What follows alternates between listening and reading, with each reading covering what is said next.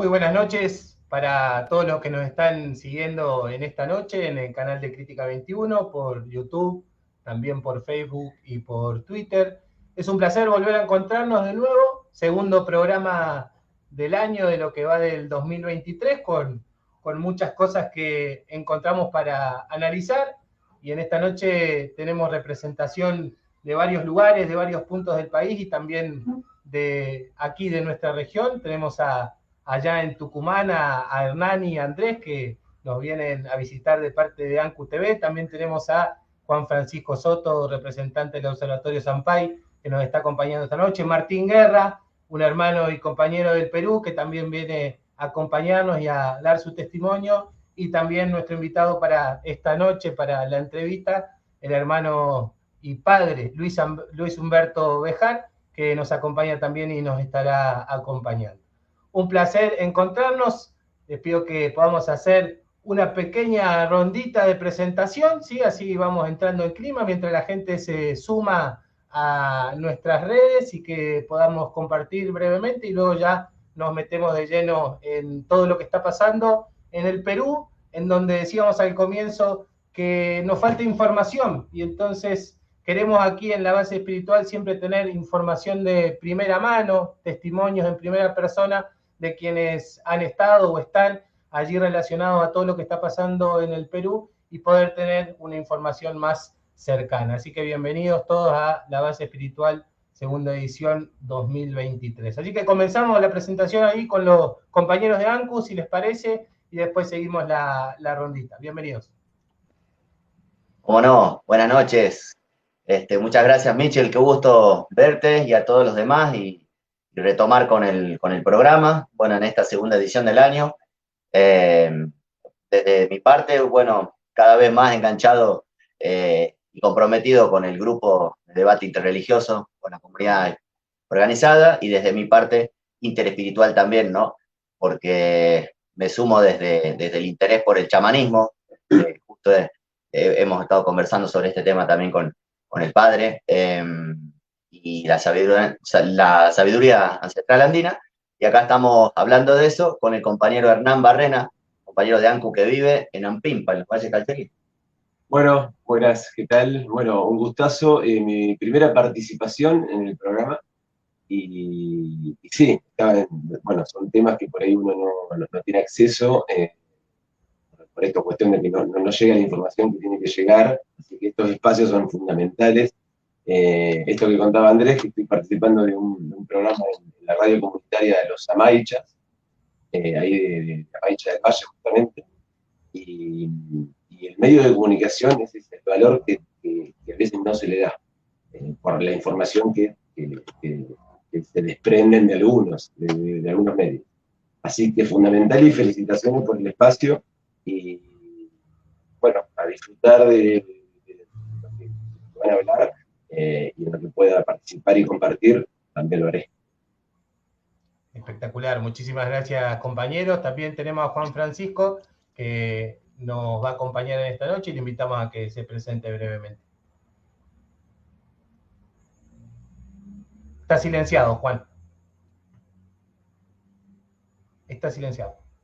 Queremos escuchar el testimonio del padre Luis Humberto, que se volvió muy importante, como le estaba comentando, la situación social realmente, y aprovechando también la presencia del peruano compatriota de la Patria Grande, Martín Guerra, para tratar de establecer si existe unidad de concepción en la lucha popular en este momento, y cuáles serían las consignas, esto es nos estamos aventurando algo que es muy difícil, ¿no?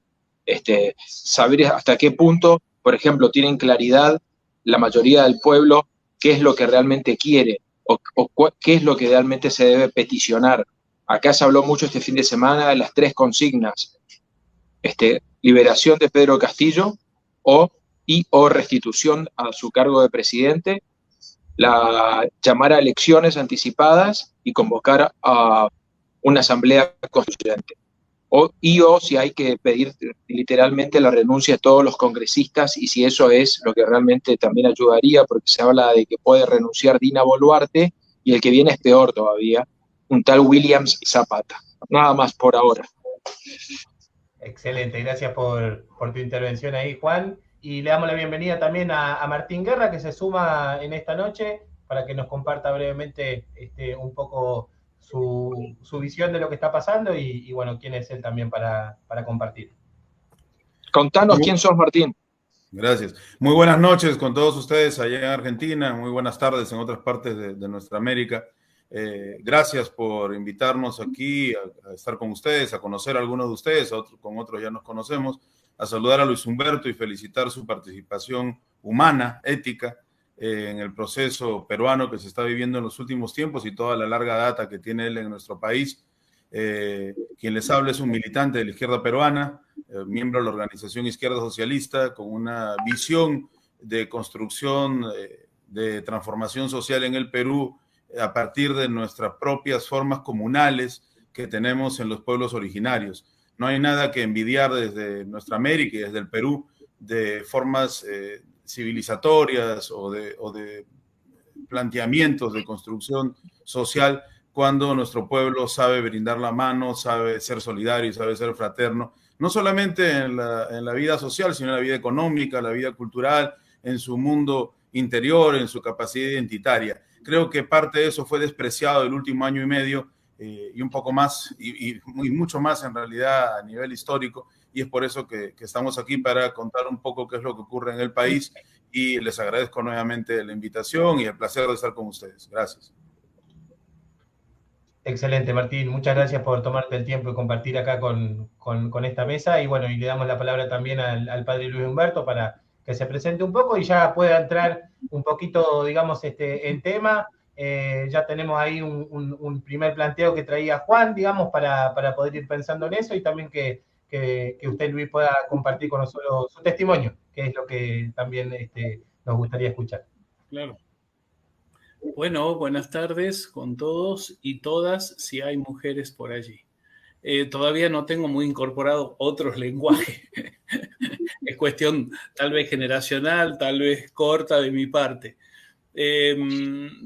Me uno a una expresión, bueno, vivo, porque ahora estoy de vacaciones un poquito forzadas, pero vivo en el altiplano peruano, situado a los 3.825 metros de altura en la ciudad de Juliaca y también en la parroquia de Pucará hasta hace unos días, por 5 años allí. Pero llevo 26 años en Perú, llegué en el 97 y la verdad que no me quise ir nunca más del Perú.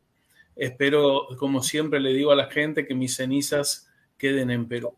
Y en el altiplano, no en cualquier lado. Ya lo siento por Lima, pero cada uno es donde está también, ¿no? Y sí que me sumaría a una palabra que dijo y que para mí es clave, que es la identidad. La identidad. Creo que este proceso que se está viviendo es de recuperar tal vez esa identidad como peruanos y peruanas y como andinos, porque no es lo mismo la costa que la sierra. Y el recuperar la identidad que viene ya de Mariátegui, ¿no? Mariátegui hablaba de la identidad y de la tierra. Esa tierra recuperada o quitada a los gamonales en la época de Velasco Alvarado a partir del año 69, donde el mundo andino ha ido recuperando la identidad. Y este movimiento colectivo, que es tal vez, algunos hablan de refundación del Perú, que me parece importantísimo, tiene que ver con esta identidad de los pueblos golpeados en Perú, de mano de los siempre oligarcas, de los grupos de poder, de los grupos económicos, etcétera, ¿no? Así que bueno, es una entradita, no quiero empezar a hablar de todo, pero si no me voy a poner a hablar de José María Argueda, todo, que lo quiero mucho, y de otros escritores que tienen que ver con la historia del Perú, ¿no? Así que bueno, un gusto de estar aquí, un gusto grande. No voy a rezar el rosario, nada de eso, ¿ya? Vamos a hablar aquí de... Qué gusto, padre. Perdonen, compañero, la intromisión. Y saben que, bueno, yo me puse en contacto de manera de equipo, ¿no? De la base espiritual, cuando vi un mensaje reenviado, el video del padre, con la denuncia que ya va a contar en breve, y vi un compañero que editorializaba, ¿no? Y mandaba un mensaje de que este padre, Luis, se refería a la Runa Sur. Y bueno, y con Juan Francisco Soto, con el Observatorio Sampay, con ANCU Derecho Originario, estamos participando en Runa Sur, eso te quería decir, Luis. Qué bueno. Así que un gustazo poder también compartir dentro de ese marco, ¿no? Sí, Evo me saludó, me mandó un Twitter, puso agradeciendo porque claro, yo le dije a Montoya, que lo conoce muy bien, Martín, recalcitrante, le dije que se lave la boca antes de hablar de Evo Morales, entonces no le gustó nada que un curita de pueblo, un curita perdido por ahí, le diga su vida. Entonces, se molestó el recalcitrante de Montoya, golpista. Quizás,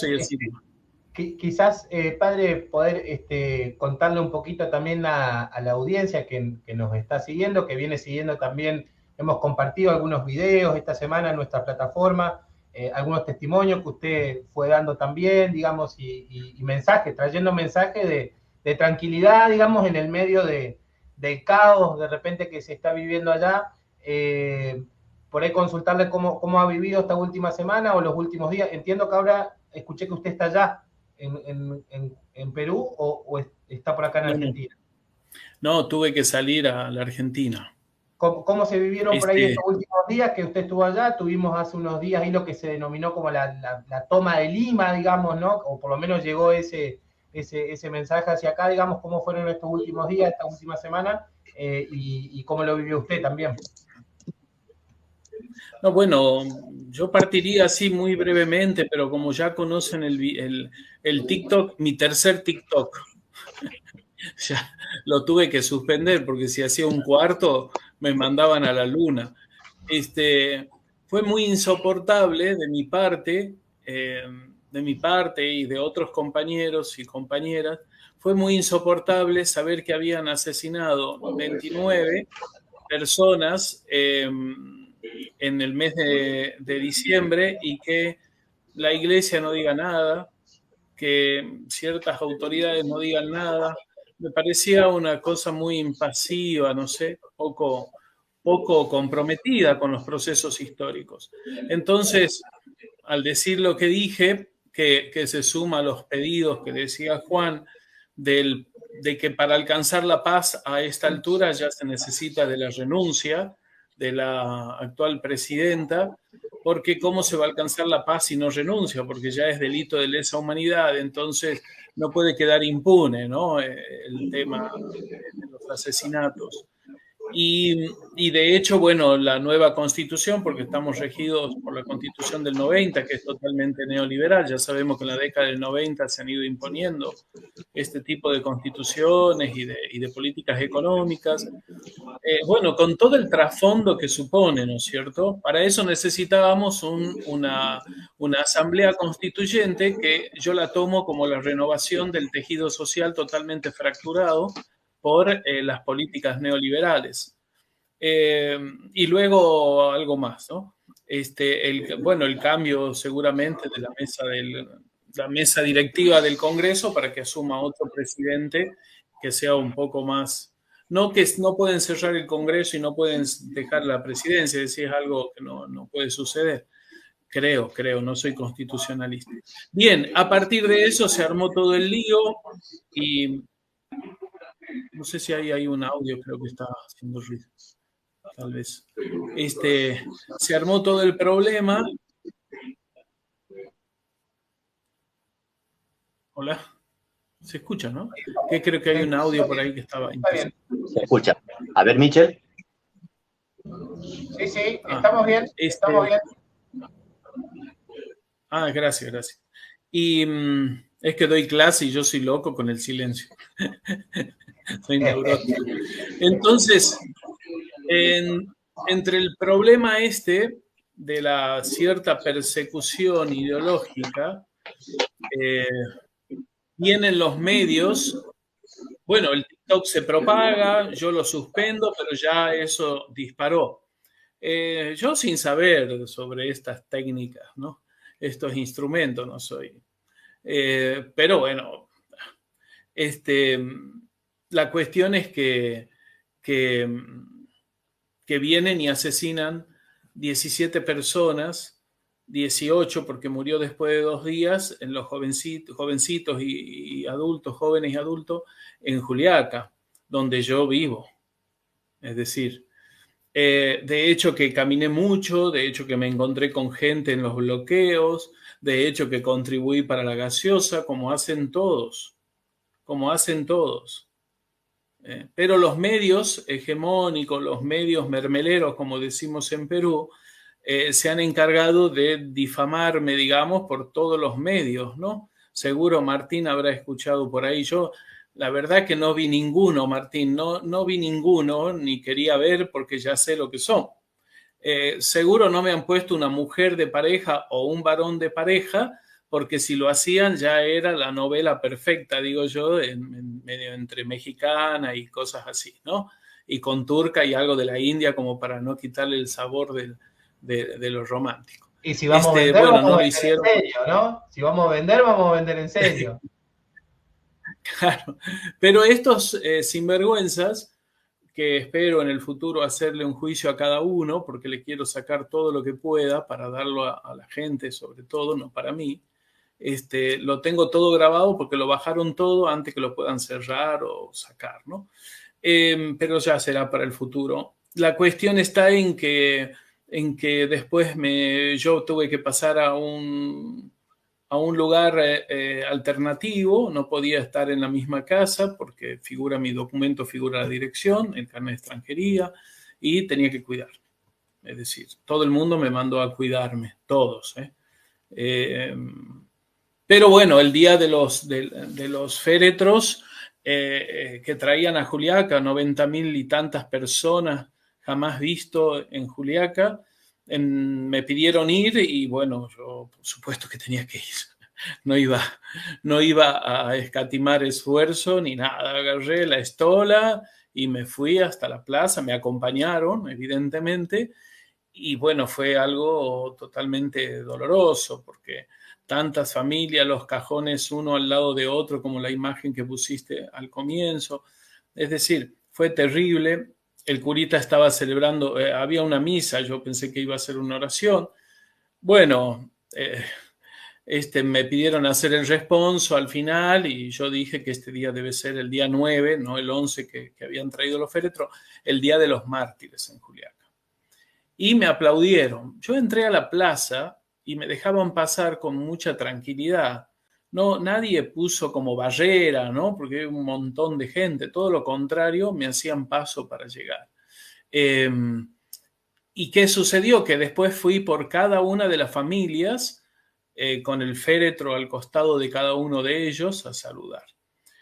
Bueno, claro, me saludaban, me abrazaban, me aplaudían. Demoré como 3 horas en salir de la plaza, porque tenía que volver al domicilio. Pero bueno, el hecho, no tanto lo que me decían a mí, porque la verdad que todavía me dicen que soy el único que apoyé. Bueno, como Martín me agradecía porque conoce ahí el contexto bien desde el Perú, porque se desparramó por todos lados. Pero ellos quisieron buscar como un chivo expiatorio, como alguien como para entretener también, ¿no? Había que tener cuidado con el entretenimiento de la prensa de porquería y de los trolls que aparecieron en mi fe así como nada, ¿no? Toda esa porquería que ya sabemos cómo son puede desdibujar el hecho más terrorífico del parte del Estado, que eran los asesinados. La verdad que yo me quebré cuando vi un féretro con un chiquito de 15 años, que ya habíamos tenido en 15 años como 2 o 3 en diciembre, entonces era catastrófico, digamos. Y a la misma vez los gestos de la gente despertaban la esperanza de una lucha sin treguas, sin treguas. Y yo creo que esa es la lucha que está llevando ahora el pueblo. El pueblo, con todo el esfuerzo que significa de trasladarse a Lima, no es fácil trasladarse a Lima para la gente. La colaboración conjunta, para mí el empoderamiento lo puedo ver así, Para mí se empoderó la gente y no tiene retroceso. Algunos hablan del lenguaje de diálogo. Yo creo que podemos dialogar nosotros, está muy bien, pero ¿cómo dialogamos ahora con un Estado que asesinó a mi hijo, a mi hija? Es imposible. No hay diálogo en esta circunstancia porque se ha perdido la simetría. Acá hay una asimetría, como es histórica, entre el poder y la gente pobre y sencilla y luchadora, porque el mundo andino es un pueblo luchador. Se levanta a las 5, 4 y media de la mañana y ya se va a ubicarse para vender sus productos. Nosotros no vivimos en una sociedad que tiene que quedarse y que van a darte algo para ayudarte. No, acá sí hay ayuda, pero todo el mundo tiene que hacer esfuerzo. Es un colectivo, digamos, de mucha solidaridad y se ha visto también cómo la gente colabora, ¿no? Lima, primero iba a ser en los lugares. En los lugares sigue habiendo bloqueos de carreteras. Los conozco porque un camino de 4 horas lo hice en 10. Hasta llegar a Arequipa y después tomar un avión y después estar en un lugar para la protección, ¿no? Antes de salir a la Argentina. Parece de telenovela, yo nunca pensé que me podía pasar una cosa así. Espero volver en marzo y si no voy a estar muy cerquita ahí en Desaguadero. Y si no entraré con mi otro pasaporte español. No lo tengo que decir a eso, ¿no? Pero digo, la solidaridad de la gente es muy fuerte. Lo que decía, al principio fue en los lugares, sigue siendo los lugares, los territorios, es decir, el interior del país, y después era los 4 zulios, que son las 4 direcciones, digamos, los 4 fuerzas, los 4 colectivos de lo que era el Imperio Incaico, ¿no? No, algunos creen que el Imperio Incaico sigue todavía. No sigue el Imperio Incaico. Y la toma de Lima, que también son acontecimientos que se vivieron en la historia del Perú. Ahí estamos. Mucha gente está siendo reprimida porque se está transformando no solamente cívico, sino es mucho más militar. Así como tenemos 54, creo, asesinados, es mucho más militar, más despiadado, digamos. Es un arrebato totalmente pasando por arriba de los derechos humanos, de la posibilidad de defensa.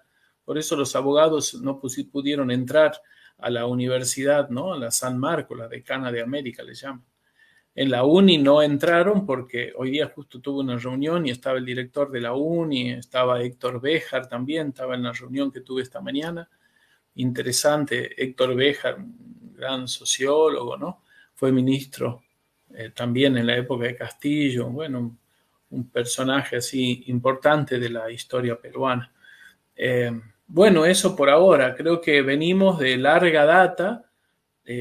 Yo escribo algunas cosas, escribo algunos libros, etcétera, pero un capítulo del libro que escribí para la Universidad La San Agustín, donde doy clases, hablaba de cómo la cultura, digamos, el movimiento indigenista antes de Velasco Alvarado era muy fuerte con Mariátegui, Churata y muchos otros, ¿no? María Turnes, ¿no? María Matos de Turnes. Es decir, muchos que trataban de reivindicar el mundo andino totalmente venido a menos por manos de los gamonales. Y después de Velasco, con Velasco ha tratado de reivindicar todo aquello, y después de Velasco nuevamente se vivió de dádivas, de políticas del Estado que son políticas de Estados neoliberales, ya sabemos, con pequeñas migajas que caen de la mano de los señores. Y hoy el mundo andino está reivindicando nuevamente su ser ciudadanos y ciudadanas en un mundo muy golpeado, muy hostil por el frío, muy hostil por las temperaturas y muy hostil ahora por la sequía, es decir, vamos a tener un golpe ante la sequía. Está cansada la gente y me parece un cansancio de indignación. Y la indignación tiene que ser la parte de nuestra vida. No podemos ser personas satisfechas cuando vemos a nuestros hermanos sufrir. Y bueno, el mundo eclesiástico todavía, no sé, ahí no escuché nada, sacan algunos pronunciamientos que llaman a la paz, a la tranquilidad, al diálogo. Pero digo, ese pronunciamiento puede servir para aquí como para Ucrania, digamos. Pueden mandarlo a Rusia, pueden mandarlo a cualquier país y va a entrar perfecto, va a ser un mensaje universal. Pero no piden la renuncia de Dina Boluarte, con 54 asesinatos. Es decir, es inconcebible no pedir la renuncia. Es inconcebible que la Iglesia, en este caso la católica, se quede callada. Habrá algunos evangélicos que pidan la renuncia, pero todavía no lo hicieron. Están todos, parece acordados.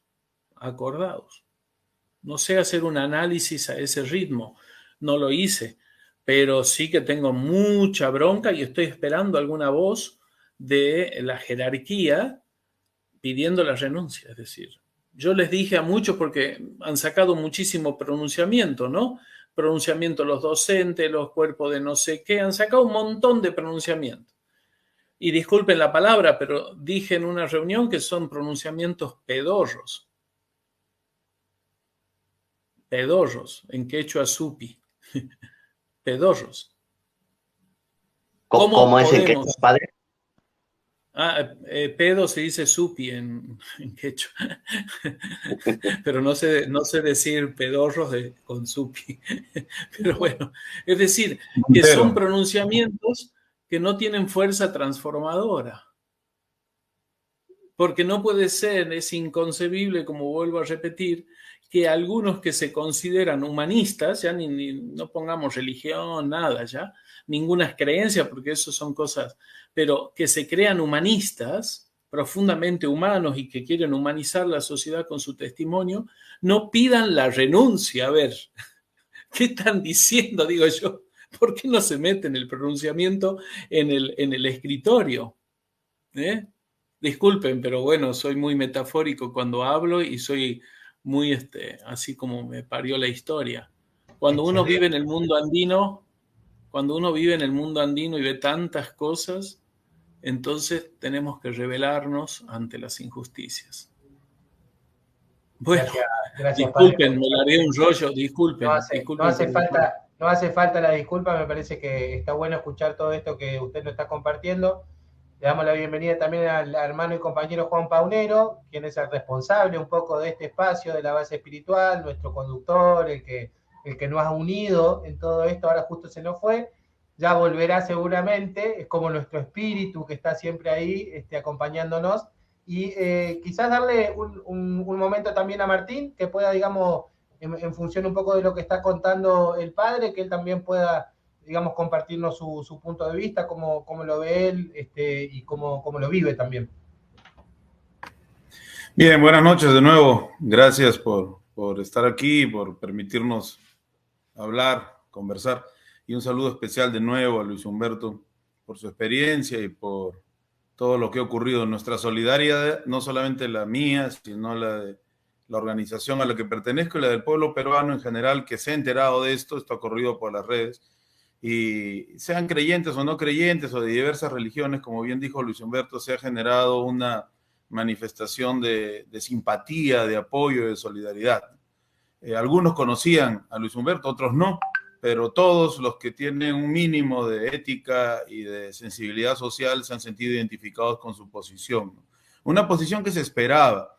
Muchos de los familiares de las víctimas y de los activistas en diversas regiones del país, entre ellas Lima, que son creyentes y que son activos participantes de la Iglesia Católica, por señalar alguna, en este caso, ¿no? Y otras, se sentían como un poco defraudados, que no saliera ninguna persona a decir nada.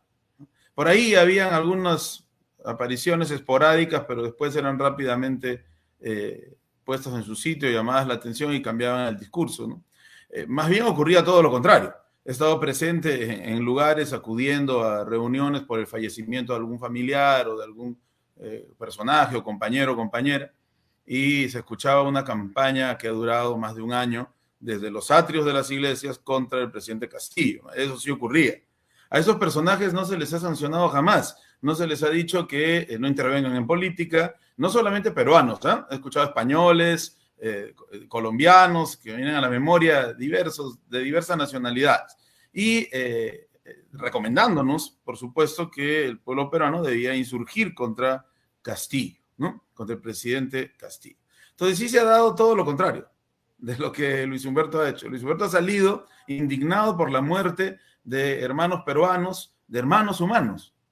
Creo yo, hablo por él no lo ha dicho así, pero creo que es así, estoy seguro, que nos debe indignar lo que ocurre con cualquier persona en el mundo, ¿no?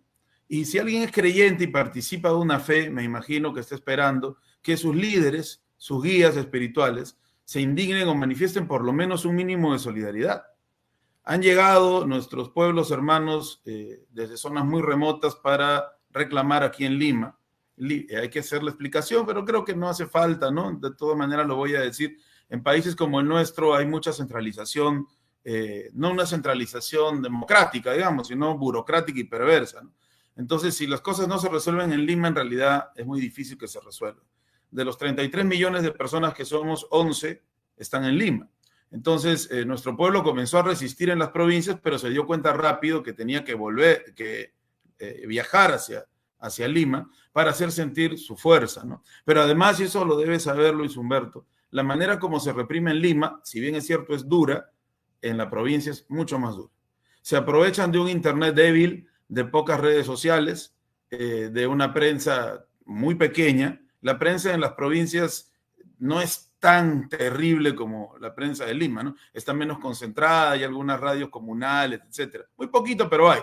Entonces se aprovechan de esto para masacrar al pueblo, que es lo que ha pasado, ¿no? En un día murieron casi 20 personas y eso significó un espanto, ¿no?, para nuestra población. Hoy ya vamos más de 60. Algunos dicen 62, otros dicen 64, pero ya pasaron los 60. Y esto es terrible. Ayer fue una cifra inédita también para el norte del Perú y siguen usando armamento de guerra, armamento pesado, ¿no? Entonces, mucha gente vio este gesto de Luis Humberto con simpatía porque vio que un guía espiritual se pronunciaba con hechos, ¿no? Con hechos, con la solidaridad, con la hermandad. Y eso ha sido mal visto, ¿no? Entonces ya entendemos cómo se construye el poder en todas las esferas de la sociedad. Y es por esto que nuestro pueblo ha venido también, ha venido a manifestarse. Luis Humberto hablaba de las distancias. Fíjense, para llegar de Puno a Lima son 1.296, casi 1.297 kilómetros, ¿no?, por la carretera panamericana. 20 horas yendo por tierra, ¿no?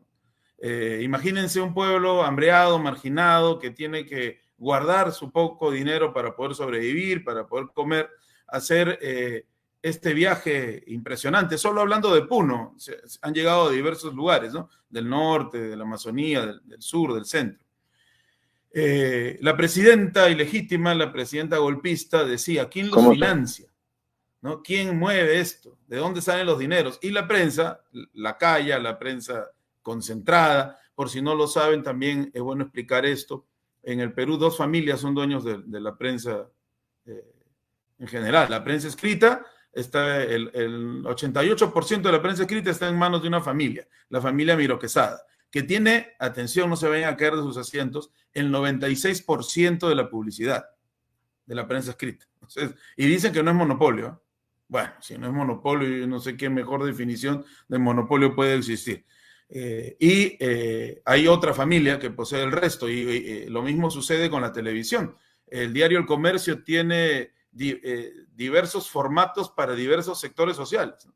Saca como 5 o 6 periódicos al día con diversos precios, con la misma noticia, digamos, disimulada, maquillada, presentada de diversas formas, pero con la misma intención. Entonces, esa prensa ha dicho que nuestro pueblo que está movilizándose está siendo mantenido por narcotraficantes, por los mineros artesanales que supuestamente son mafiosos, cuando la gran minería transnacional contamina mucho más, muchísimo más, porque es una proporción de 92 al 4%, ¿no?, en términos generales.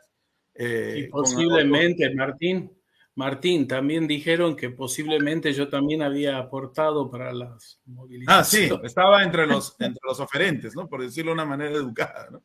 Estaba entre los oferentes. Además de todos estos aportantes para las movilizaciones, me imagino que tienes un arca y unas cuentas multimillonarias, ¿no? Para poder realizar esto. Estaban pues mafias de otro tipo, ¿no? Las mafias del transporte. Entonces, y por supuesto, por detrás está el presidente Castillo, que con el presidente Castillo se ha trabajado siempre una doble moral, ¿no?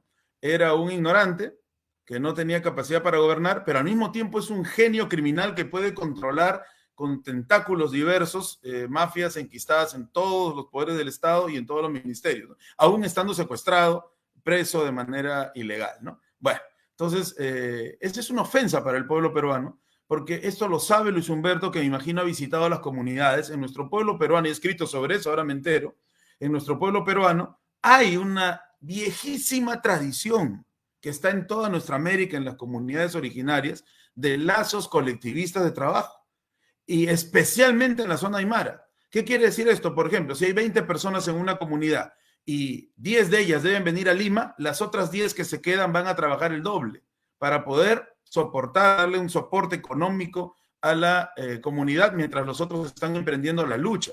Eso es difícil de entenderlo aquí en Lima, en la capital y en las capitales de nuestros países, porque aquí se nos ha metido el neoliberalismo hasta los huesos y cada uno baila por su propio pañuelo, ¿no? Y si vemos un herido, un pobre, una menesterosa en la calle, seguimos caminando y al demonio.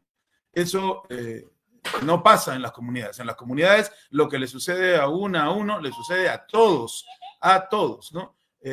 Cualquier problema, fallecimiento, enfermedad, aparecen los comuneros aportando y dando solidaridad. La presidenta golpista es de una zona del interior del país, de la región de Apurímac. Ella sabe cómo es esto, solo que está mintiendo descaradamente para achacar a nuestro pueblo una solventación de los gastos de origen corrupto, de origen criminal, ¿no?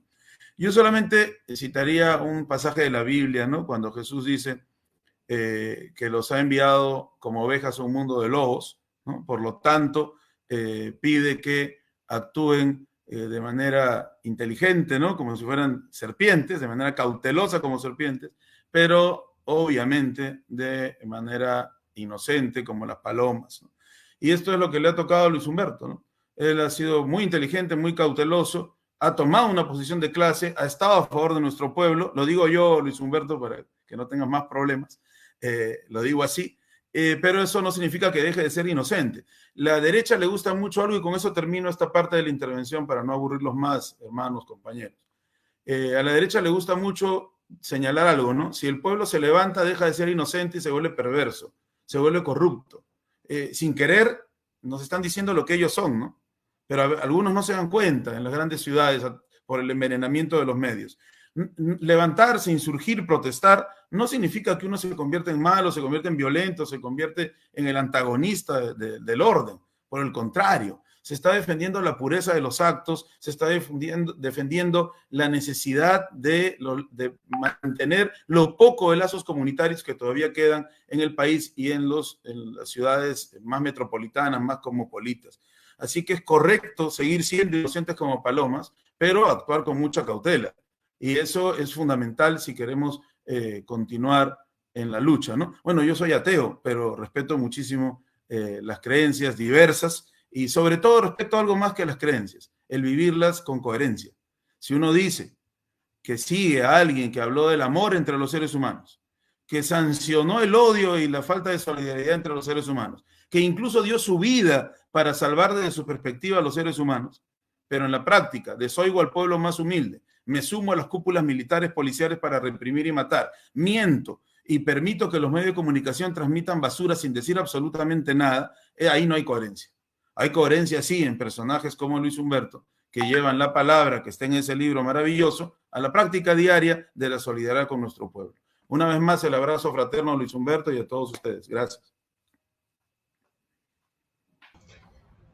Bueno, esto es la base espiritual, donde nos encontramos de todos los credos, de todas las militancias, y podemos, digamos, estar al frente por por la lucha del pueblo y por la dignidad, que es algo que marcó Luis Humberto en algún momento, en algo que leí, digamos, y que me parecía que había que rescatar, porque hablaba él hace un rato de lo no digno, ¿no? Y me parece que eso es importante. Le damos entrada a Juan Paunero, ¿sí? Ahí, y después para que nos salude. Juan, ¿te tenemos ahí?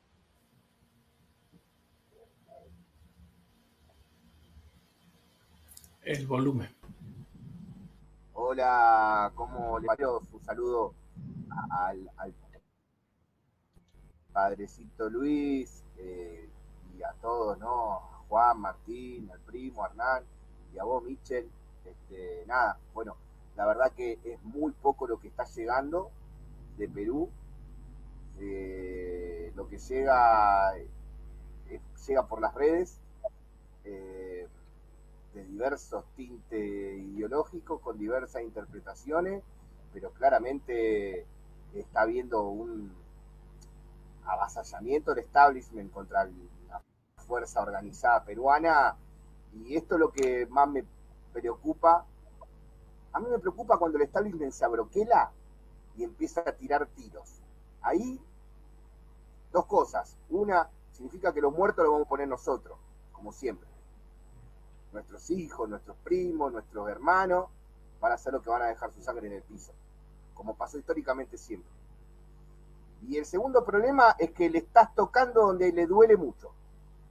El establishment en líneas generales necesita la paz. Desde que existe el concepto, no sé si el concepto establishment, pero desde que existe el establishment como un orden institucional que conducido por gente que tiene el poder, digamos, con todo lo que eso implica, siempre necesita la paz. De hecho, el Imperio Romano decía la paz romana, ¿no? Y en esa paz ellos pueden seguir haciendo revoleos adicionales, tráfico de influencias, negocios, etc. Cuando el establishment le tocan los intereses, empieza a tirar tiro. Cuando le tocan los intereses, más o menos.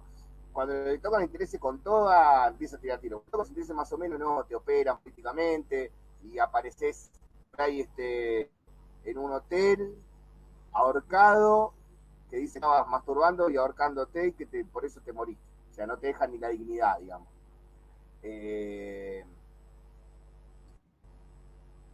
Y el tema que a mí me gustaría que quede súper claro en el programa, que me quede súper claro a mí, que nos quede súper claro a nosotros, que nos quede súper claro a los que escuchan o escuchen el programa, es cuáles son específicamente los intereses que está tocando, digamos, el pueblo organizado inherente a los intereses del establishment.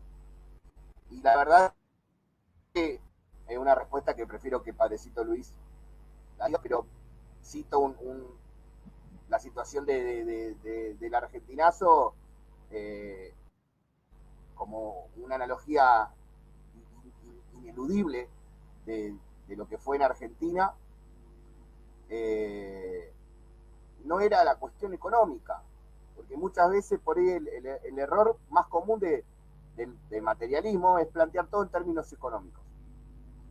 Y a veces es mucho más integral que los términos económicos. Realmente lo que al establishment no le gusta que le toquen es la legitimidad en cuestiones que necesita que queden así. El poder, digamos, la concentración del poder, el cual nunca se socializa. Se puede llegar a hablar de determinadas orientaciones ideológicas o teológicas, de socializar los recursos, pero no se habla nunca de la socialización del goce, o ni que hablar de la socialización del poder. Y en ese sentido es que me gustaría entender esta situación para poder explicarla, dándola como padrecito, como al más humilde, digamos, ¿no? Porque es a los que después tenemos que explicarle esto.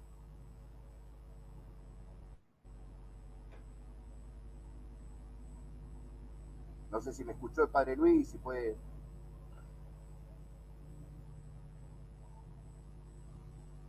Sí, te escuchamos bien, Juan. Ahí viene, ahí viene. Ahí está. Ahí viene, padre, ahí estamos. Ah, ahora sí. Así una breve intervención con respecto a esto, porque nos tenemos que ubicar en el contexto de Perú. Perú es Chile, por ejemplo. Ya sabemos que Chile tiene una marcada tendencia de neoliberal, es decir, por historia.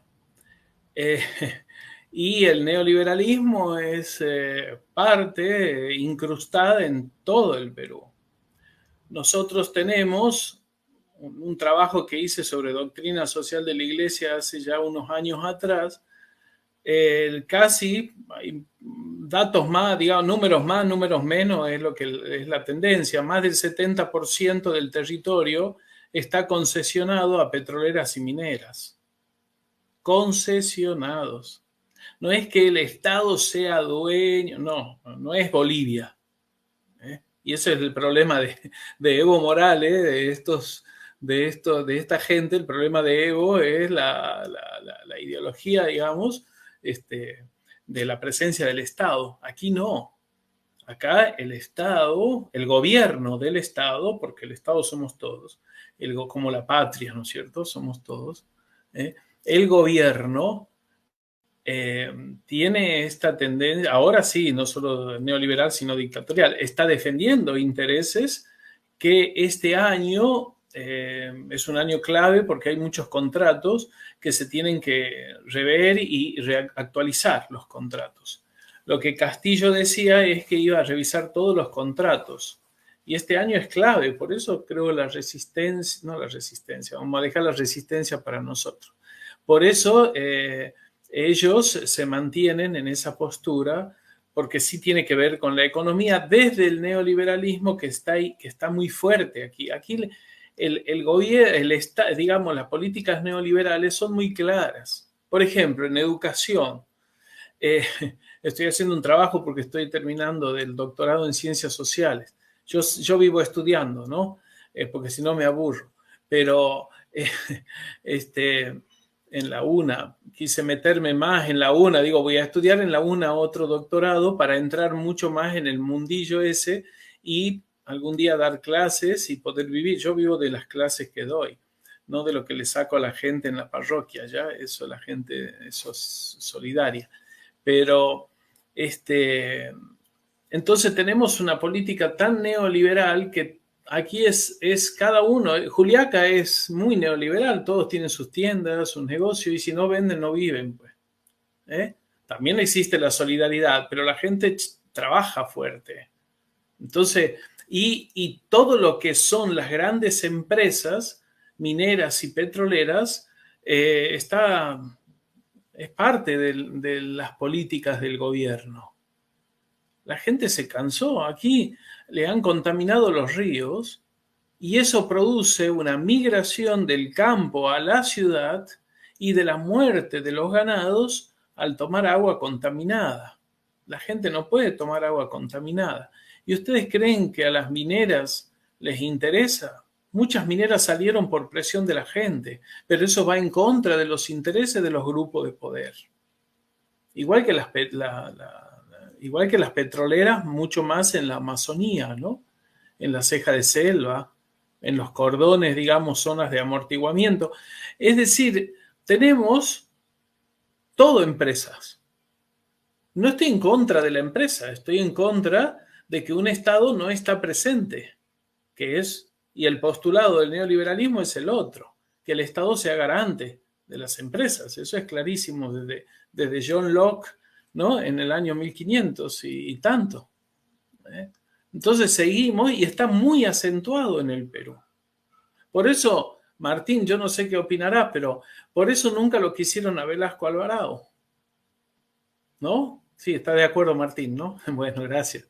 Porque yo creo que el único proceso revolucionario de la presencia de un Estado, a pesar, en Argentina no lo van a entender, porque es muy difícil entender, bueno, tal vez no es que quiera aminorarla, ¿no? Pero a mí me costó mucho cuando escribí un libro sobre educación, cómo Velasco Alvarado hizo un golpe militar en el año 68, y si no me equivoco, un 3 de octubre del 68, Y, sí, gracias. Entonces hizo un golpe militar. Para mí, digo, ¿cómo un golpe militar?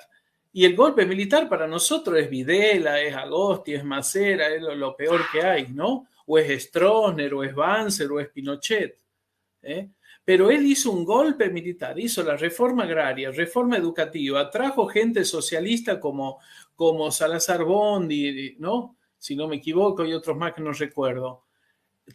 Vino hasta Fidel Castro al Perú. Era inconcebible. ¿Sabe dónde se formó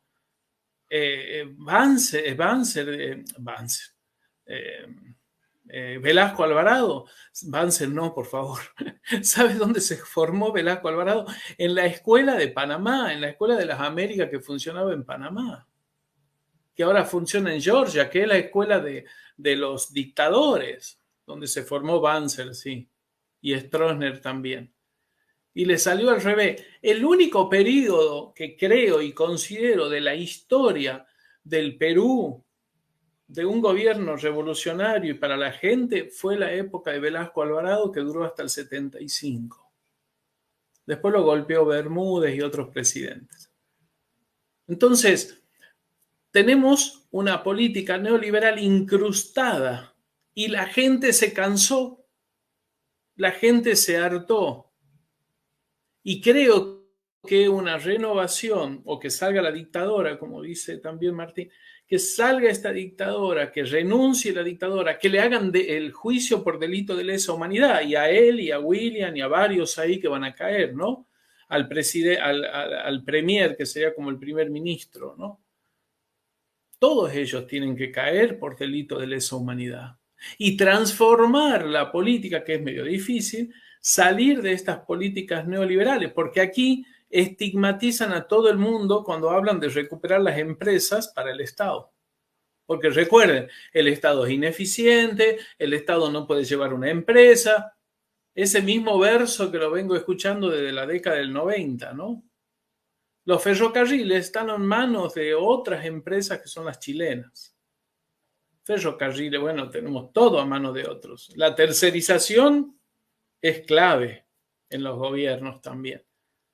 Entonces, eso significa mucho, digamos, para un país que vive una discriminación muy fuerte, una estigmatización y un racismo hacia las culturas andinas y amazónicas.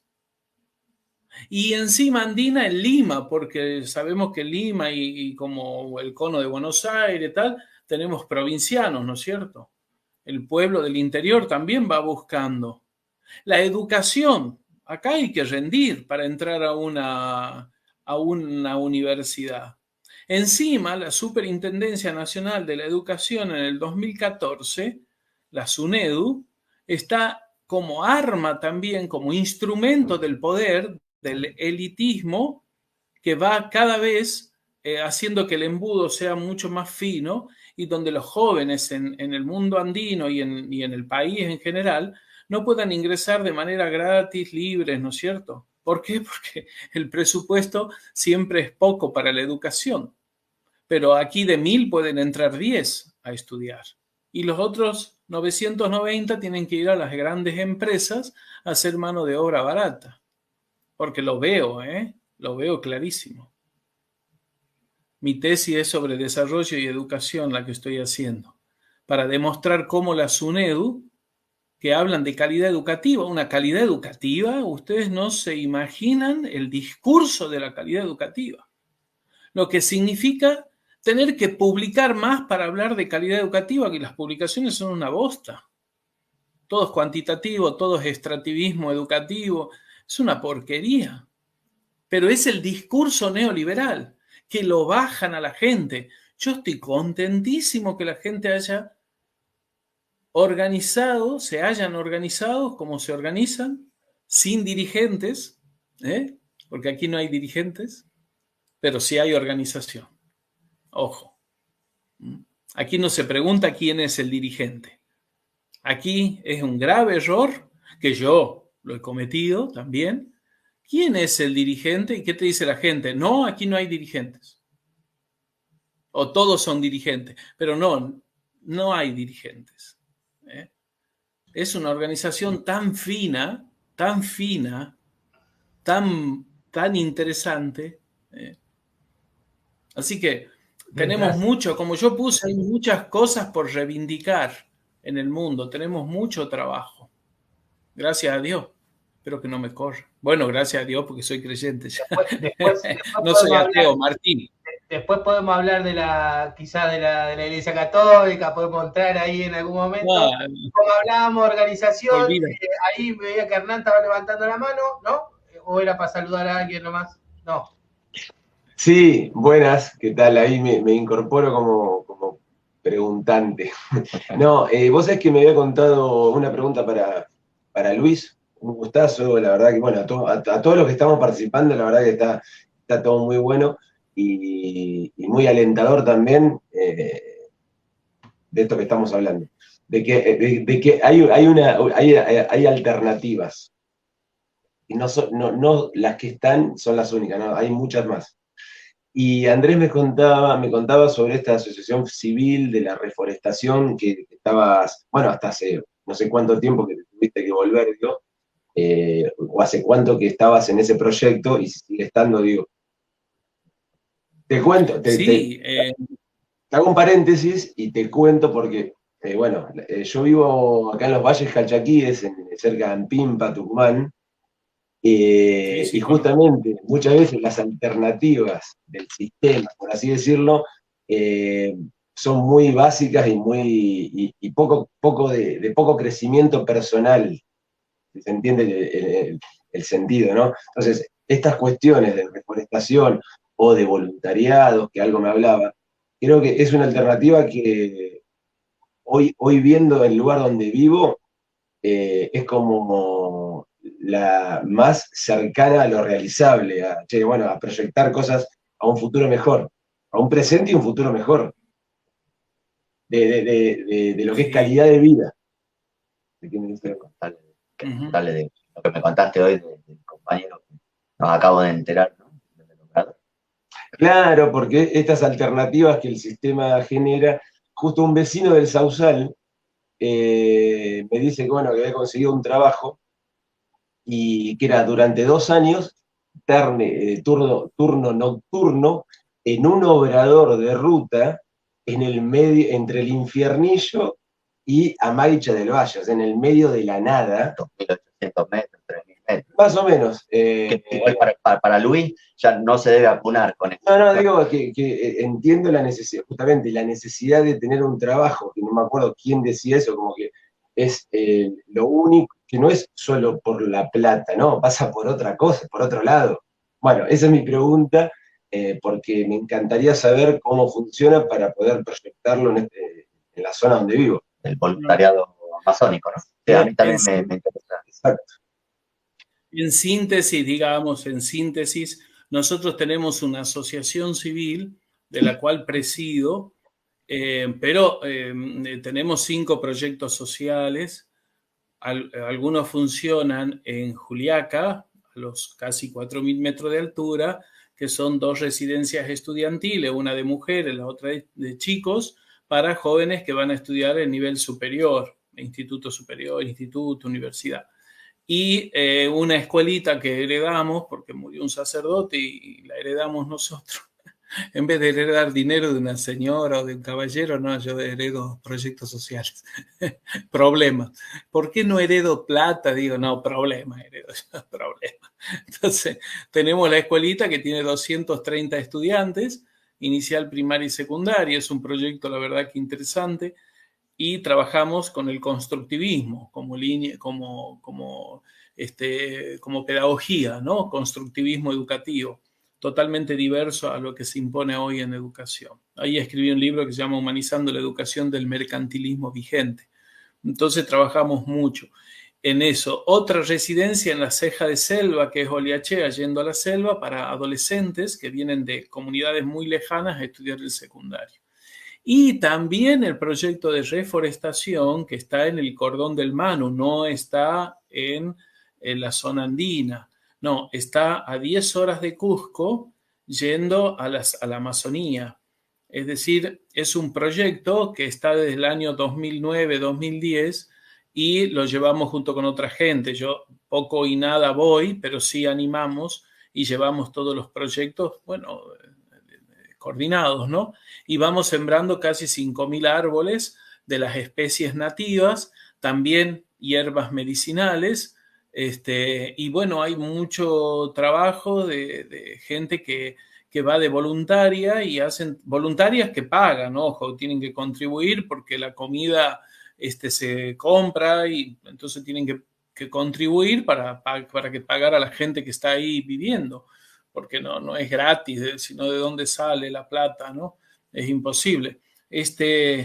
Y después hay mucha investigación de gente de universidades, de flora y fauna, y hay muchísima especie. El Manu es la mayor biodiversidad del planeta y nosotros estamos en el cordón del Manu. Yo fui en 3, 4 oportunidades más o menos. Teníamos otro proyecto social. Son proyectos sociales que tienen que ver con lo que decías tú, ¿no, Anku? Anku dice, no me acuerdo el nombre, pero ¿no? El estudio Ancu Tucumán, pero sí, el compañero Hernán. Hernán, disculpa, ya soy tan malo. Por eso nunca tuve enamorada, novia, porque siempre me olvidaba el nombre y después salía con otra cuando era adolescente. Entonces siempre tuve problemas con los nombres. A veces pasa, eso sí. Pasa, bueno. Entonces, son proyectos. ¿Y por qué una asociación civil? Esto es interesante. Porque cuando hay cambio de obispos, a los obispos no les gusta y como muchos tienen esta alma dictatorial, pues la joden. ¿Estamos? Los proyectos que se hacen. Dijimos, hacemos asociación civil, la máxima autoridad es el consejo y adelante con la asociación civil. Desde el año 2006 que tenemos nosotros la asociación civil.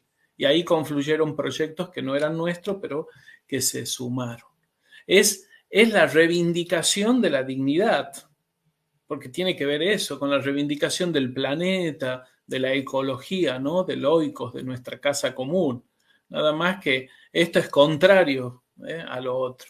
Escribí un libro que se llama Economía Social y Solidaria, el reverso de la historia. Es un tema que tiene que ver con las economías sociales, con el tercer sector de la economía. Ya ve que no soy un cura de sacristía nomás, es un problema que tengo. Interesante. Hablo de Esperamos obtener bueno, ese libro. Está muy bueno. Esperamos obtener ese libro, Luis, ¿no?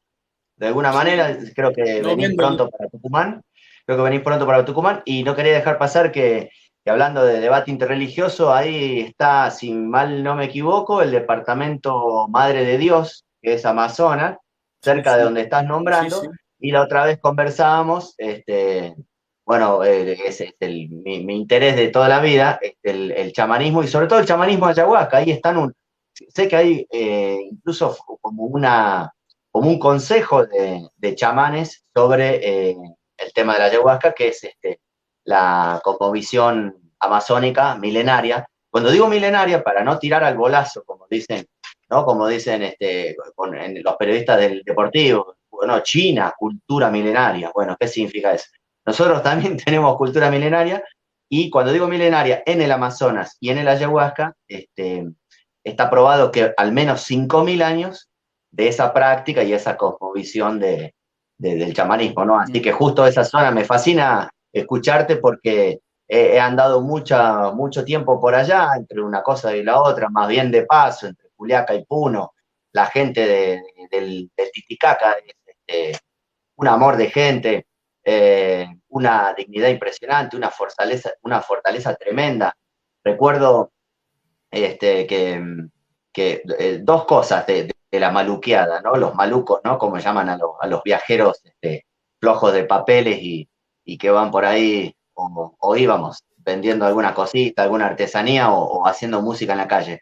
Que un amigo músico, amigo de Juan también, de mi primo, Sale Jular, ahora residente en Rusia, terminó ahí en Rusia porque se animó en su carrera de músico callejero cuando estaba en Puno y vio que le iba tan bien, entonces él no se esperaba, ¿no? Porque Puno, para la audiencia, no es Lima, ¿no? No es una ciudad rimbombante, es una cosa, un pueblo más apegado a la tradición y a la sencillez, y también es caos, ¿no? Como Juliaca es. Peligroso. Y peligroso. La zona de... Me han robado en Juliaca, pero igual no tengo ningún problema con Juliaca. A mí nunca me han y robado, compañero, con la gente de Juliaca, si la gente de Juliaca, por favor, que me están viendo, no guarda ningún récord, y de Puno.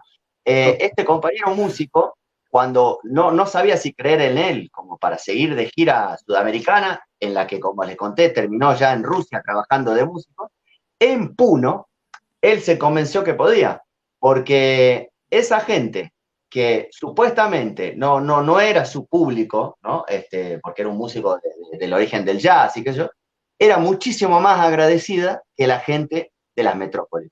Así que nunca me voy a olvidar de eso de Puno y de Juliaca, y también me ha pasado a mí después vendiendo artesanías en Puno, este agradecimiento de decir, ¿por qué hay viajeros acá compartiéndonos su arte, ¿no? Y por qué no, ¿no? Donde menos hay es donde más hay que llevar, ¿no? Pero me apasiona, y acá hablaba con el compañero Hernán fuera de audio, y recordar esos paisajes, ¿no? Imagínense desde los casi 4.000 metros ahí de Puno y de Juliaca, bajar al Amazonas, lo que está contando el padre, bajar al Amazonas, imagínense ese vértigo de paisaje y de lo árido del agua del Titicaca a la mayor riqueza de Sudamérica, que es el Amazonas. Así que bueno, perdón, fue más una editorialización, pero no quería dejar de compartirla.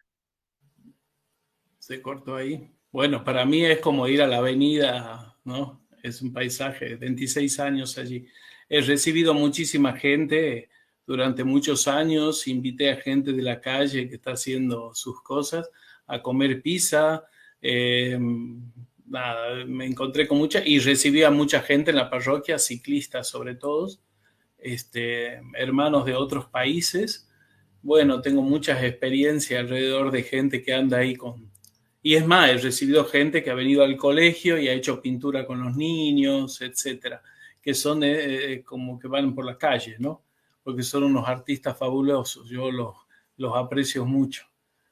Con rastas, con piercing por todos lados. Cuando se enteran que soy cura, se quieren morir. Sí, este cura. Son muy graciosos. Pero bueno, tenemos una situación de América Latina tan bonita, tan amplia, tan grande, tan linda, tan la patria grande, ¿no? De Bolívar y San Martín, de Condorcanqui, Tupac Amaru, Micaela Bastidas. Tenemos escritores en Perú que son una maravilla, ¿no? Que yo los leo mucho y escribo. Es decir, tenemos muchas cosas. Yo amo el Perú. Es mi patria. Sí, Martín, quiero mucho. Así como dice la canción, y dejaré la vida, cuando yo muera dejaré la vida, ¿no?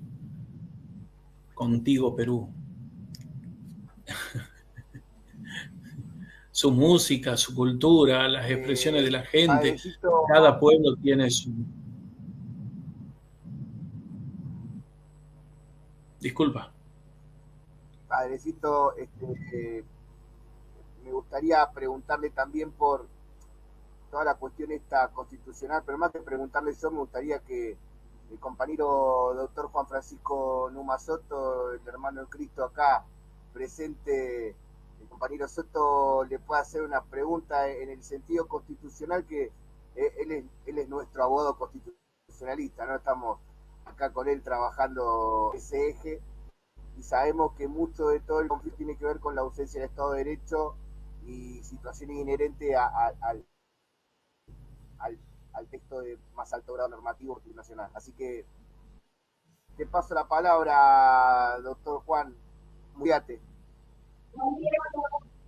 Gracias, querido Paunero. Lo que pasa es que estaba tan buena la descripción que lo hacía el sentimental el padre Luis Humberto Béjar sobre Perú, que ya estaba viajando en vacaciones en Perú. Entre Andrés y Luis ya estaba ahorrándome el viaje, ya mentalmente estaba ahí en Puno, Juliaca, llegando al Amazonas peruano. Pero nosotros, acá con los compañeros en Sampay, lo que trabajamos es un paralelismo del año 93. Fujimori 92-93, Carlos Saúl Menem en el 93 emite un decreto que es una consulta no vinculante sobre la necesidad de reforma de la Constitución. Y el Partido Radical, liderado por Raúl Alfonsín, que había terminado la presidencia anticipadamente en el 89, acude a la Quinta de Olivos a sentarse con Carlos Saúl Menem y sellan un pacto, el famoso Pacto de Olivos, se conoce acá, que es una reforma de la Constitución ya liberal y conservadora del siglo XIX, instaurada por Aramburu el 27 de abril de 1956, con un toque de socialdemocracia y neoliberalismo acentuado de descomposición del Estado Nacional al más alto rango normativo, como bien decía Paunero. Entonces tenemos una constitución nosotros neoliberal que impide tener políticas públicas de energía, medio ambiente, control del espacio aéreo, control de los recursos naturales para la industrialización. Un montón de problemas tenemos nosotros con la constitución del Pacto de Olivos, y noto que son muy similares a la de la constitución de Fujimori, quizás más acentuado lo de Fujimori por el golpe de Estado del 92, la clausura del Congreso, la convocatoria de un Congreso Constituyente que controlaba a él, pero que a 30 años después coincidimos en la efeméride, por un año de diferencia, y la Constitución peruana tiene en los órganos constitucionales de gobernanza el rol protagónico del Congreso, lo que algunos llaman la dictadura de los congresistas, que es esta plutocracia de congresistas peruanos, de limeños, que desde allí van controlando el país. Por eso tienen tantos presidentes, generan una suerte de horada en el Poder Ejecutivo, que es algo que también se intentó en el Pacto de Olivos, que el presidente tenga menos poder en un requerimiento del neoliberalismo del año 89-90, y en Argentina, haciendo el paralelismo, nuestro problema es que con el sistema de control de constitucionalidad difuso, el último intérprete de la Constitución es la Corte Suprema. O sea, en Argentina, cada decreto o cada ley que se emite en el Estado federal es regulado por la Corte Suprema, sin plazos, la manera en que ellos consideren, con criterio de oportunidad y conveniencia, y ya están gobernando la Argentina. En Argentina hoy día tenemos una dictadura de la Corte Suprema, y ustedes tienen una dictadura, en Perú digo, hay una dictadura de los congresistas. Esto es un absurdo, es un contrasentido en los vocablos, porque vivimos en un sistema constitucional de Estado de Derecho, pero es la deformación a que los poderes fácticos llevaron a los órganos constitucionales. Entonces, por eso seguimos tanto es tan fascinante lo que está ocurriendo ahora en Perú, porque podría ocurrir lo mismo, tarde o temprano creemos que va a ocurrir en Argentina, que va a haber una convocatoria a solucionar esto con una nueva constitución. Pero lo que noto es que los candidatos, por ejemplo, Juntos por Perú, que ya no sé ni qué será de la vida de Verónica Mendoza ya a esta altura, porque me parece que no se comportó bien políticamente con lo de Pedro Castillo, pero muchos otros frentes partidarios los últimos 10 años, notamos desde acá que tienen como bandera la Asamblea Constituyente. Pedro Castillo también llega con esa plataforma electoral, pero después cuesta consumarla. O sea, Hugo Chávez lo hizo jurando por la Constitución moribunda, fue directo. Evo Morales construyó el poder popular con el pacto histórico, un núcleo duro de base entre campesinos, pueblos originarios que le permitieron afrontar la reforma constitucional. Pero esta parte es la parte más interesante para nosotros, saber cómo ven el proceso de toma de conciencia constituyente colectiva, el sujeto social que pretendería tomar un rol protagónico para pedir una asamblea constituyente en el Perú, que sería la refundación del Perú con un proyecto del país al servicio de su pueblo, no al servicio de una élite, como es este modelo constitucional que viene de la época de Fujimori. Es una pregunta abierta para que me lo contesten Martín o Luis Humberto, que están ahí que conocen bien esto por dentro. Acá para nosotros todo es por redes sociales y por información de notas periodísticas. Yo solamente una cosita lo dejo a Martín. Martín, discúlpeme, una cosita pequeña nomás. Lo dejo a Martín, que tiene más experiencia en esta cuestión. Más análisis, más reflexión. creo que el pueblo, las comunidades, lo que está pasando ahora y que están pidiendo justamente lo que estamos hablando, que es la Asamblea Constituyente, es base para una nueva constitución. Yo creo que las bases están medianamente dadas, no creo que totalmente dadas, pero medianamente se está construyendo esta alternativa para una nueva constitución. Martín, te dejo.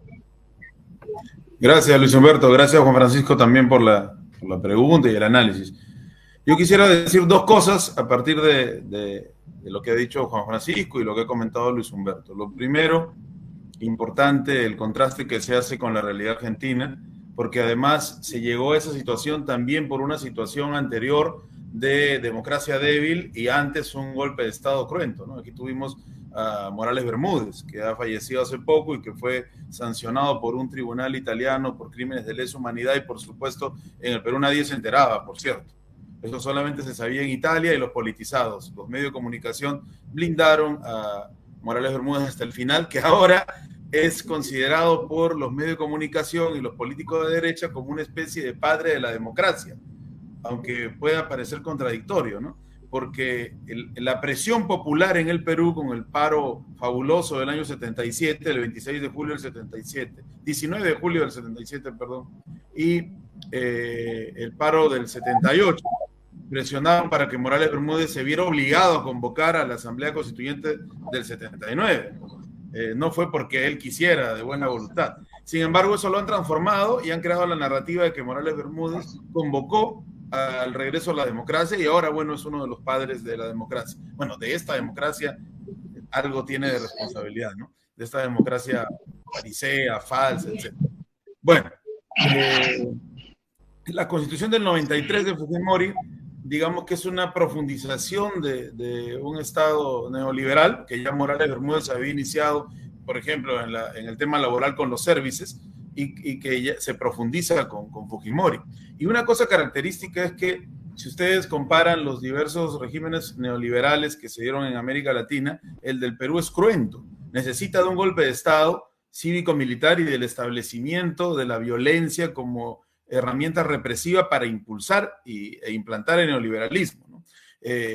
Y esto no ha parado. Cuando cae Fujimori, producto de la marcha de los cuatro suyos, los candidatos que después vinieron y se sucedieron hablaron de fujimorismo sin Fujimori, es decir, veían el neoliberalismo como algo positivo, pero lo malo del neoliberalismo en la época de Fujimori, según esta narrativa falsa, era la violencia establecida de los aparatos del Estado, ¿no? Pero en realidad son, digamos, complementarias. En el Perú no puede existir el neoliberalismo, y lo estamos viviendo en este momento, sin violencia represiva y sin violencia de los medios. La violencia no solamente es disparar, la violencia es envenenar a las familias todos los días, todas las tardes y todas las noches con esos medios de comunicación. Entonces, muy bien Luis Humberto señalaba las concesiones de terrenos. Hay departamentos en el Perú como Apurímac que están casi el 90% concesionados a las mineras transnacionales, ¿no? Imagínense eso, territorios que eran comunales concesionados a las mineras. Se le ha quitado a los campesinos la propiedad del subsuelo. Quiere decir que si se encuentra oro en el subsuelo de una comunidad campesina, el Estado puede negociarlo con una transnacional y los campesinos se van, lo votan, hay una diáspora y ya pues lo reubican, ¿no? El campesinado aquí es como si fuera un objeto. Se le dice, no importa, vas a reubicarte y eso va a generar riqueza para el Perú. Para comenzar, eso es falso, porque la riqueza va a ser para las transnacionales, ¿no? Y los campesinos además no son cosas, ¿no? Aman su territorio, sus tradiciones, lo que significa el territorio, los apus, que son los cerros tutelares, etcétera, etcétera, ¿no? Entonces, eso se ha dado gobierno tras gobierno, ¿no? Hubo una primera esperanza en el pueblo como Ollanta Humala, que supuestamente iba a introducir al Perú en esta primera ola de progresismo, que se inicia muy bien con Hugo Chávez, como ustedes lo han dicho. Traicionó, fue un gobierno neoliberal más, y de ahí vino el periodo que no para hasta ahora de crisis política, ¿no? Que se ha dado una pugna entre los dos sectores de la derecha, los sectores liberales con la ultraderecha. Ahí he visto en el chat que han puesto el programa del APRA, del antiimperialismo y el APRA, ¿no? Hay que aclarar para los que nos están leyendo y comentan por el chat que ese programa del antiimperialismo nunca se cumplió y que el APRA ha sido uno de los partidos más enemigos del pueblo, más fascistas que se han dado en el Perú y que han reprimido, asesinado y matado al pueblo. Ese programa estaba bien bonito, escrito en un papel, pero ni Haya de la Torre ni Alan García lo cumplieron jamás. Ese es cebo de culebra, la escopeta de 2 cañones, decir una cosa y hacer otra, ¿no? Y justamente han sido parte de este golpismo. En esa pugna de las dos derechas, que se ha dado desde el triunfo de Kuczynski, se comenzaron digamos, a confrontar, ¿no? A Kuczynski lo obligan a la renuncia, el fujimorismo y el aprismo. Emerge Vizcarra, les voy a hacer cortísima la historia. Vizcarra cierra el Congreso, digamos que hablando en fútbol, los dos se habían metido un gol, ¿no? Después vacan a Vizcarra, 2-1, sube Merino, aparece una nueva derecha, una derecha provinciana, de los Acuña, los Merino, ¿no? Que no habían estado en la repartija, de los recursos naturales y querían aparecer con sus universidades millonarias que vienen de la nada, etcétera. Y sacan a Merino, luego de una marcha que los medios impulsaron, por cierto, donde mueren 2 jovencitos, lamentablemente, asesinados por las fuerzas represivas, y ahí, digamos, se empatan más o menos, ¿no? Hay un gobierno de transición con Sagasti, se descuidan, compañeros. Viene la pandemia que demuestra lo terrible de la quiebra del Estado en el Perú. Nosotros somos el 6º país de muertos por COVID-19 en el mundo, solo con 33 millones de habitantes. Los países que están encima de nosotros son Brasil, la India, ¿no? China, que tienen tantísimos millones de habitantes a comparación con el Perú. Eso es una clara muestra de la quiebra. Y no solamente eso, Luis Humberto seguro lo sabe porque se dedica a la educación, los colegios.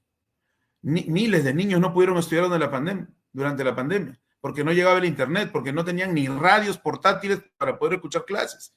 Entonces, en medio de esa crisis aparece Pedro Castillo, el pueblo más humilde. Había una izquierda oficial que ni siquiera miró a Pedro Castillo, lo miró de arriba hacia abajo con desprecio.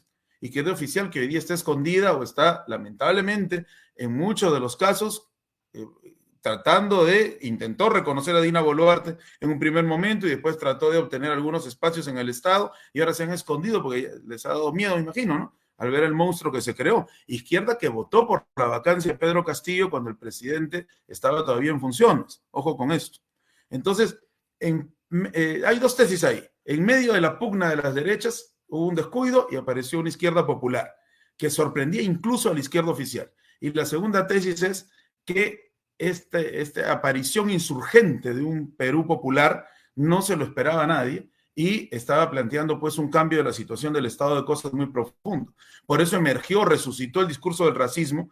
Si les mostráramos, de hecho han visto algunas cosas, pero yo me he dado el trabajo de sistematizar los twitters, las entrevistas, los videos de los personajes de la derecha y la ultraderecha hablando frases ofensivas contra el presidente Castillo y lo que simbolizaba un pueblo andino, un pueblo amazónico. Son frases terribles, ¿no? Se comparaba a las poblaciones andinas con animales. No tiene eso nada de malo, yo amo a los animales, tal vez igual que muchos que tienen estas ideas de creer que el mundo es para todos, no solamente para los humanos, ¿no? Pero lo comparaban con un asno, ¿no? Que es, pues, lamentablemente símbolo de ignorancia y brutalidad. Pobre animalito, ¿no? Yo conozco a muchos de la ultraderecha que perderían en una competencia con un asno, ¿no? Definitivamente. Pero bueno, y esa situación fue despertando la ira de nuestro pueblo, una ira justa, una ira santa, diría yo, si me permite Luis Humberto. Porque se sintieron humillados una vez más luego de más de 500 años de lo mismo, ¿no? Y entonces han insurgido y se ha ido sumando, y el día del 7 de diciembre que se logra para la ultraderecha el golpe de Estado, el pueblo comienza a movilizarse. Y ahora estamos en una situación de dictadura, con los derechos conculcados, con asesinados, con armas digamos, utilizadas para la guerra, y hasta armamento prohibido, hay balas explosivas, ¿no? Que una vez que entran en el cuerpo revientan, que están prohibidas por Ginebra, por la Convención y otros tratados internacionales, pero igual los usan. Entonces, esa es la situación y es por estas condiciones. Cuando se habla, esto es lo segundo, de Asamblea Constituyente, nosotros preferimos decirle Asamblea Popular Constituyente. Ojo, compañeras y compañeros, no fue tan fácil que la izquierda en el Perú aceptara la demanda de Asamblea Constituyente que el pueblo sí planteaba. Las organizaciones de izquierda, no todas, pero trataban siempre de tener un discurso, ha sido el gran error, un discurso de acomodarse al discurso de la derecha. En su mente creen que si se parecen a la derecha van a ganar las elecciones. No ha pasado. Yo no entiendo, pero no ha ocurrido eso. Y lo vuelven a intentar una y otra vez. Y lo hicieron el día que vacaron a Castillo. Y lo siguieron haciendo cuando Dina Boluarte es ungida como presidente. Y ahora los congresistas que votaron de izquierda contra Castillo han estado en esta semana de representación parlamentaria, han ido a sus pueblos y los han votado. Y se quejan, pero el pueblo los ha votado porque, de expulsar, no de votos, ¿no? Porque sienten que no los representan. Y entonces se ha creado el Comité por la Libertad del presidente Pedro Castillo, que plantea su libertad y su reconstitución. Formamos parte de ese comité. El día de mañana, en estos momentos están viajando dos hermanos nuestros, el abogado de Pedro Castillo, Wilfredo Robles, y el congresista Pasión Dávila, están viajando al país de ustedes, a la Argentina, para tratar de participar en la CELAC social. A mí me interesaría mucho que trataran de entrar en contacto con ustedes, que estuvieran con Luis Humberto, que pudieran conversar, porque es importante que Pasión Dávila y Wilfredo Robles, en representación del presidente Castillo, alcen la voz de lo que está ocurriendo en el Perú contra el estado de cosas, ¿no? Y para concluir, y no hablar más por el momento, un tema sobre la constituyente, ¿no? Nosotros decimos Asamblea Popular Constituyente porque, aunque parezca utópico, planteamos una nueva manera de una constituyente, en base a las constituciones liberales, a la experiencia de constituciones liberales que ya no dan más, y en base también a las constituciones progresistas, que vemos que han tenido también un techo y que no se correlacionan con una realidad que se haya transformado radicalmente, ¿no? Radicalmente en el mejor de los sentidos, no como lo usan Luis Humberto sabe acá en el Perú, ¿no? Radical igual terrorista, igual violentista, ¿no? Radical que va a la raíz del asunto, que quiere cambiar las cosas desde el fondo, ¿no? Entonces, pensamos que la constituyente debe hacerse, y de hecho se está debatiendo, en sindicatos, en comunidades, en universidades, en escuelas. Es decir, un momento constituyente con poder popular, donde no se espere a la convocatoria de una elección que la haga este Estado corrupto, este Congreso corrupto, para debatir las leyes que, imagino, convocadas así serían más de lo mismo, sino que desde ya nuestros pueblos están comenzando a debatir qué mundo quieren como contrato social. ¿Quién sabe más de minería que un minero? ¿Quién sabe más de educación que los maestros, los estudiantes y quienes trabajan en la educación? Incluso los que barran las escuelas, ¿no? Saben la logística de lo que se necesita. ¿Quién sabe más de agro que nuestros campesinos? No esas constituciones hechas por luminarias, entre comillas, ingenieros, agrónomos, ingenieros mineros que no conocen la realidad. Y hay una experiencia muy rica en nuestro Lima, que es el distrito de Caraballo, donde se ha creado un comité para el debate de la Constitución y ya se están dando estos debates. Entonces, hablamos de un proceso constituyente distinto. Por eso Luis Humberto dijo que si bien es cierto, no se está llevando todavía un proceso constituyente, sí está el ánimo en nuestro pueblo para debatir la Constitución o las nuevas leyes. Lo dijo Luis Humberto y es totalmente cierto. Nuestro pueblo está en ese ánimo y lo entiende de otra manera. Por eso cuando se dice no hay dirigentes, pero sí hay organización, y rubrico aquello, es que esas direcciones de nuestro pueblo andino se generan desde la misma cosmovisión de la comunidad, ¿no? Todos están dispuestos a trabajar, todos coordinan y se organizan. Ahí no brilla una luminaria o un genio que ha venido de las academias o de la nada. No estamos en contra de las academias, ¿no? Pero que se entienda bien que es otra concepción, es otra construcción civilizatoria. Eso no significa que no haya organización. Es más, hay una organización que permite incluso el recambio de quienes estén en un momento determinado a la cabeza. Y en base a eso se está discutiendo los temas constitucionales y constituyentes, que no son lo mismo, ¿no? No es todavía general, obviamente. Va a ser producto de una lucha. Nada es tan fácil. Pero creemos que es el momento y creo que espacios como este sirven para ir intercambiando ideas de cómo vemos los procesos constituyentes y los momentos constituyentes. Impresionante.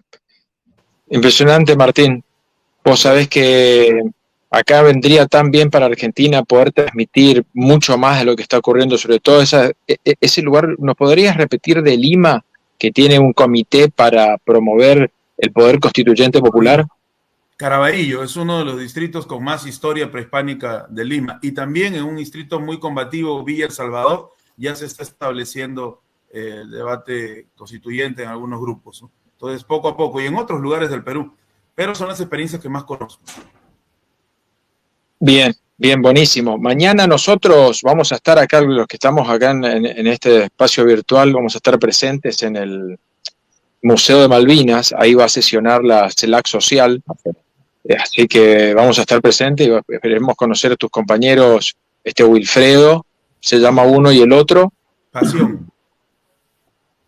¿Perdón? Pasión Dávila. Pasión Dávila, perdón. Sí. Wilfredo y Pasión Dávila.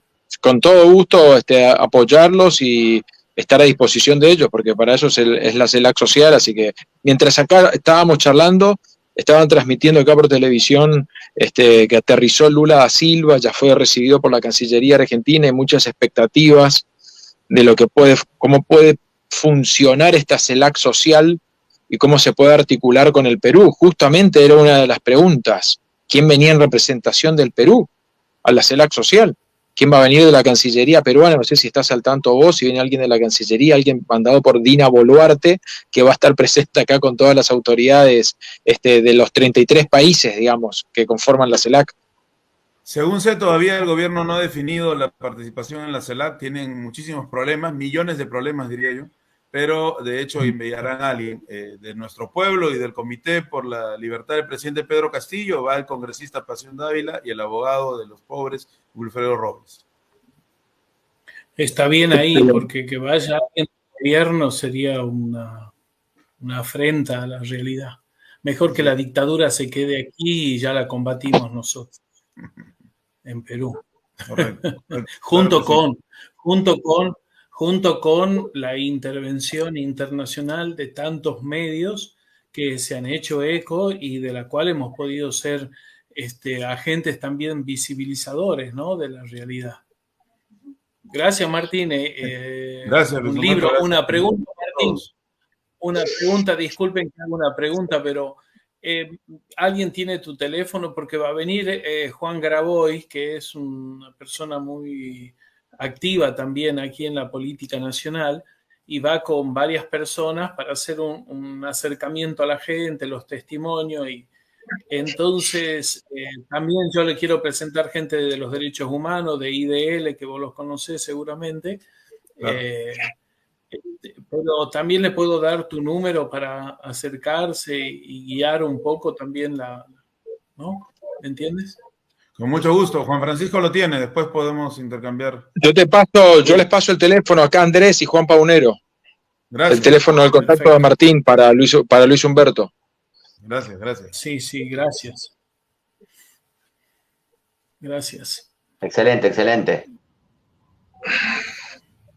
Yo me quedo reflexionando mentalmente porque estamos ante un momento histórico. Yo no sé, uno lee, tiro una infidencia, gracias a los gobiernos de Néstor y Cristina se crearon universidades populares en el conurbano de la ciudad de Buenos Aires, o sea, en Avellaneda y otros lugares. Y se crearon materias para estudiar, para formar docentes de secundario. Una es procesos constitucionales contemporáneos. O sea, estudiar los procesos, acá en Argentina nosotros no tenemos experiencia, no tenemos conciencia constituyente elevada en el pueblo cuando salimos a marchar. Cuando ocurrió lo de Chile, en octubre del 2019, habían banderas que decían nueva constitución o nada. Nosotros tenemos otras ventajas comparativas, por ahí tenemos un vigoroso movimiento obrero organizado que todavía subsiste del modelo de sustitución de importaciones con una estructura, con la CGT, con las 2 CTA, pero no tenemos un pueblo como el chileno, el boliviano, el peruano, el ecuatoriano, el colombiano, el venezolano, que lo tienen re clara. La democracia deja de funcionar y piden una nueva constitución. A nosotros eso nos vendría muy bien. Que se sancione una nueva constitución no significa que en la práctica se la cumpla la nueva. Por eso hay que estudiar el proceso constituyente y por eso el actor protagónico tiene que ser, como lo estaba describiendo Martín, popular. O sea, la parte sobre derechos laborales la tienen que escribir los trabajadores organizados. La parte sobre educación, los pedagogos populares, así como está estudiando, se está profundizando en su formación Luis Humberto, y así por cada disciplina. Y clarificar un proyecto de país para que funcione para todos. Existen matrices acá, nosotros no creo, yo estoy en contra de los que quieren abandonar el sistema presidencialista, por ejemplo, esto es una apreciación personal mía. Latinoamérica necesita presidentes que puedan presidir y llevar adelante los proyectos que es justamente los que el Pacto de Olivos quitó en Argentina, por eso tenemos mandato de 4 años, con un jefe de gabinete, un presidente débil, que cuando es débil, como el nuestro de ahora, Alberto Fernández, es muy débil. Tenemos un no gobierno desde el Poder Ejecutivo. Y cuando ocurre, y en Perú, con el fortalecimiento de estos congresistas que pueden horadar el poder del presidente peruano. Y todo esto está hecho adrede. Los mexicanos lo resolvieron a su manera, con la Revolución Mexicana, un mandato fuerte de 6 años por única vez. Cada país va resolviendo a su manera qué tipo de poder ejecutivo, de presidente tener. Pero abandonar el presidencialismo para nosotros es imprescindible, porque necesitas a alguien que pueda llevar adelante las transformaciones inmediatas, que a su vez son estructurales. Pero bueno, esto del poder constituyente, de construir el poder popular constituyente es fascinante y esperemos que podamos poder participar más activamente en lo que está ocurriendo en Perú, informarnos mejor. Luis Humberto, te vamos a necesitar mucho más también, y a vos, Martín. Siempre estaremos ahí. A mí me parece... Dale, Luis, lo último, dale. La base, y vamos a agregarle lo popular que dice Martín, que me parece el paradigma también, el paradigma de construcción de sociedad. Es decir, tenemos el avasallamiento del neoliberalismo y ya sabemos que esto cala y no deja nada al azar. Yo siempre digo que el neoliberalismo no deja nada librado al azar. Todo lo usa, todo lo utiliza, ¿no? Es el utilitarismo a rajatabla, es decir, no desperdicia nada. Ni siquiera los despreciados son desperdiciados por el neoliberalismo. Ellos usan todo, no dejan nada, son utilitaristas, pragmáticos. Algunos hablan de lenguaje como tenemos que acordar, tenemos que llegar a un consenso, y esas palabras con el neoliberalismo son imposibles, es decir, porque el consenso tiene que ver con principios éticos, y el neoliberalismo no tiene principios éticos, solo tiene postulados neoliberales, pero principios no tiene, por lo tanto sus prácticas siempre van a ser de acuerdo a mantener el status quo acorde a los grandes capitales, etc. Por lo tanto, nunca podemos acordar con el neoliberalismo. Es impensable un diálogo con el neoliberalismo. Lo que hay que hacer con los neoliberales es confrontar permanentemente. Por lo menos es lo que yo escribo y lo que creo y lo que pienso. Nunca podemos dialogar sino confrontar. Si el neoliberal se quiere convertir al humanismo, genial. Están abiertas las puertas, por supuesto. Tiene que tener un corazón, un oído con el pueblo, ¿no? Y en las necesidades, yo diría con el Evangelio, como decía Monseñor Angelelli. Pero no se puede consensuar. No puede haber diálogo con los asesinos. No puede haber diálogo con los asesinos. Y lo dice un cura que, ay, no, tenemos que ser, no, es ser intolerantes con las injusticias sociales. No podemos ser tolerantes con el que mató a mi hijo, a mi hija. Tenemos que luchar para que no haya impunidad. Te vamos a clonar, Entonces, Luis Humberto, para que haya más sacerdotes así como tú. Te vamos a clonar. No, yo... Sí. Habría que hacer. No me van a clonar, me van a llevar a Marte, ¿viste? Entonces, pero es que algunos son tan... Igual cuando dicen, tenemos que ser imparciales. ¿Cómo vamos a ser imparciales? ¿Qué vamos a ser neutros? No podemos ser neutros, no podemos ser facilones, tenemos que ser complejizantes, como decía Freire, con la educación. Pero imparciales, que el neoliberalismo nos vende, las empresas nos venden el discurso de la imparcialidad, para que nosotros estúpidos seamos imparciales. No, tenemos que ser parciales, tenemos que parcializarnos, ¿no es cierto? Y eso es lo que hay que decirle a la gente, como la gente lo está haciendo ahora. La gente no va a retroceder. Y esto no se trata de la película esa, ¿no? Que dicen el eslogan, que no me acuerdo cómo es, pero no va a retroceder. ¿No? Es lo que veo, Martín, que tú lo estás viendo en Lima, pero yo veo que la gente ya no retrocede, no hay retorno, como decía la agenda latinoamericana del año anterior. sin retorno. Sin retorno. Y aunque hablen con el discursito del diálogo, sí, ya saben lo que pienso del diálogo, está bien, hay que dialogar, pero no con el neoliberalismo no se dialoga. Y con los que arrebatan la vida de nuestro pueblo no se dialoga. Y con los que invaden permanentemente la dignidad de los más pobres no se dialoga. Se confronta, se los saca del lugar para que asuman otras personas que sean humanas. De lo contrario no se puede. Y esa es la esperanza, fíjate. Esa es la utopía. Ese es el paradigma, diría, dentro de lo que son nuestras luchas por la dignidad. Bueno, es un pensamiento, no que sea eso como dogmático, no quiero ser dogmático, aunque sea de la iglesia, no quiero estar con dogmatismo. Yo soy más de lo relativizar todo, mira. Lo único absoluto decía Pedro Casaldáliga son, bueno, con perdón de los ateos presentes, que no los quiero, lo único, es una broma, Martín, no te lo va a tomar. Lo único absoluto, decía Pedro, es Dios y los pobres, porque en los pobres está Dios, y los pobres son absolutos para nosotros, es decir, es nuestra mirada hacia los más pobres de nuestra sociedad. Porque yo estoy en contra de la propiedad privada, por ejemplo, no tengo propiedad privada, nunca tendría.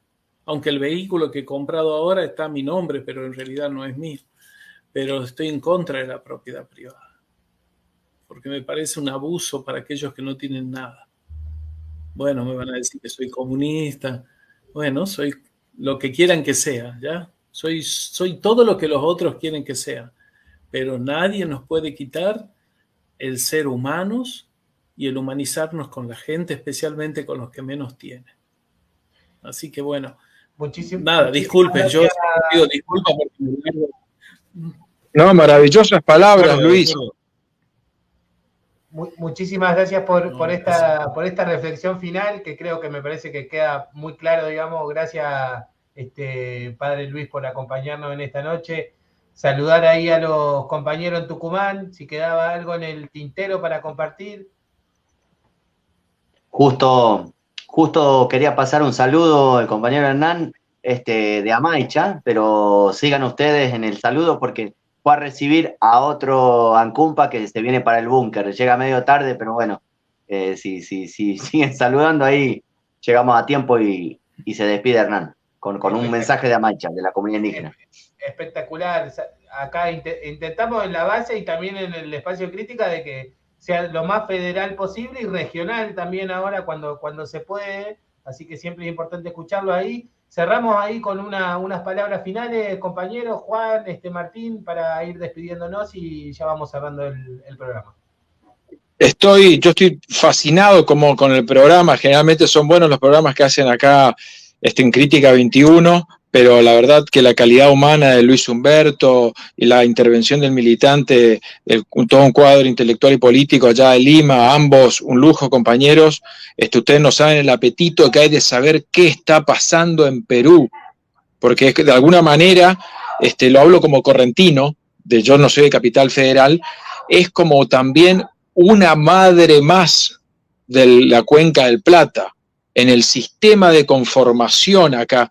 Por ejemplo, yo soy de apellido Soto, y haciendo una genealogía de mi viejo se metía en temas de historia, desciendo de Sotos peruanos, que es un apellido bastante convencional en Perú, tengo entendido. No sé todavía, perdón que todavía no viajé a Perú, pero hay más Sotos en Perú que en Argentina.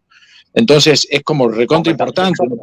Urge viaje a Perú, por favor. ¿Cómo que... Quiero ir a Perú, pero para hacer algo concreto con la audiencia, y esto Martín me lo explicó por WhatsApp, luchar por Pedro Castillo, y así lo veo yo como constitucionalista, es tácitamente luchar por la restauración de una constitución no neoliberal. ¿Por qué? Porque se rompe el modelo de gobernanza de un presidente débil. Entonces les damos donde les duele. Al pedir por Castillo, se está pidiendo por una presidencia que funcione con un presidente que funcione, forma de gobierno presidencialista con un presidente que tenga atribuciones y pueda completar su mandato, que es un drama institucional que ocurre en Perú, parecido acá en Argentina con otro tema que tiene que ver con la Corte Suprema, que también deberíamos encontrar así, darle en el blanco, como diríamos. Entonces, a disposición, Martín, para colaborar con los compañeros Pasión Dávila y Wilfredo mañana en la CELAC Social, que es algo muy auspicioso lo que pueda surgir aquí con la CELAC. Muy bueno. Gracias. Y ojalá que haya más sacerdotes como Luis Humberto. La verdad, yo me fui a un colegio salesiano en Corrientes y ojalá hubiese tenido un sacerdote, hubiese conocido a alguien como Luis Humberto. Pienso lo mismo.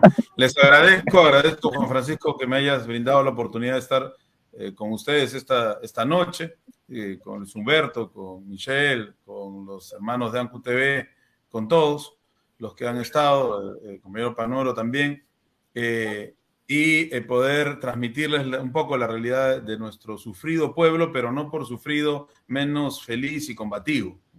Ese es un ejemplo que han dado siempre nuestros pueblos originarios. Y es cierto, todos nuestros pueblos están hermanados, como decía Juan Francisco, no solamente por la forma de trabajar el territorio que tuvimos antes de la llegada de los europeos, sino por los lazos comunales que eso permitieron, ¿no? Eso no ha muerto, eso está vivo y está vigente. Se ve en las marchas de protesta, en las jornadas colectivas de lucha, en las formas incluso, decía Luis Humberto, que Juliaca, por ejemplo, es muy comercial, eso es cierto, pero la manera en que se generan los emporios comerciales en las familias y las pequeñas empresas tienen mucho todavía de esos lazos comunales, colectivistas, que han existido y existen en nuestro Perú más profundo, ¿no? Claro, el neoliberalismo se ha desarrollado, se entrama, trata de pervertirlo todo, pero ya está esa contradicción dialéctica que debe permitirnos a nosotros entender la forma de lo perverso del sistema y a partir de ahí, no desde afuera, ¿no? Porque hay algunos que hablan de construcciones por fuera del pueblo, por fuera de las luchas, no, desde el seno de nuestro pueblo,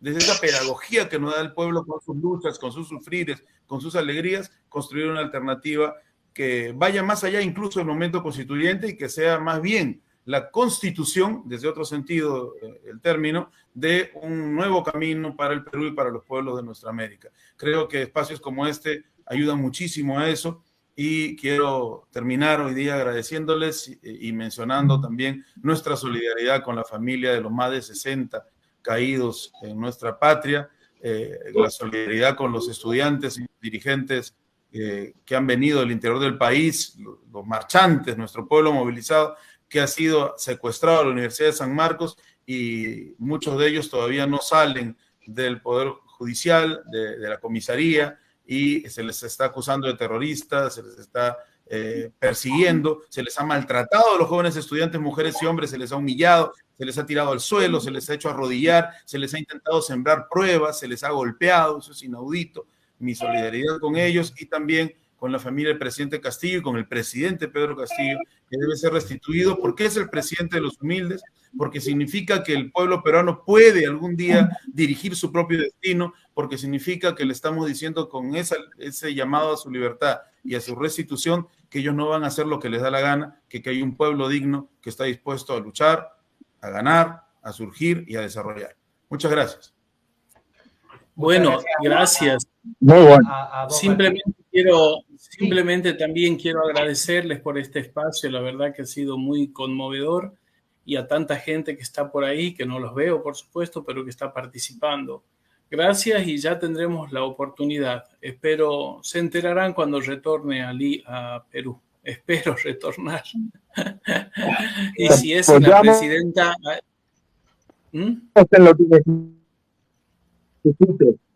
Y antes que retornes, Padre Luis, antes que retornes, te esperamos por acá, sea en Yerobuena, en San Miguel de Tucumán o en tu querido Tafí Viejo. Acá el compañero Hernán se decide. Sí, bueno, un placer, bueno, para todos. Bueno, Luis, también enorme placer de escucharte a vos y a otros tantos de la charla. Y bueno, mensajes que me han llegado de una amiga que vivió en Tafí Viejo también en su momento. Me decía que la experiencia espiritual con vos, sin precedentes y sin desperdicio. O sea que eso es el mensaje que quería darte. Y también, si llegás a andar vos, o el que puede llegar a andar por la zona, está invitado también a donde vivo. Bueno, para seguir con estas charlas que son tan esperanzadoras, como dice Teresa, la gran amiga cocinera, mamá de Andrés. Tía de Juan Paunero. Tía de Juan. Gracias. Espectacular. Muchísimas gracias, Hernán, y también ahí a Andrés, que fue un poco también el que motivó este encuentro, ¿sí? Allá de Tucumán.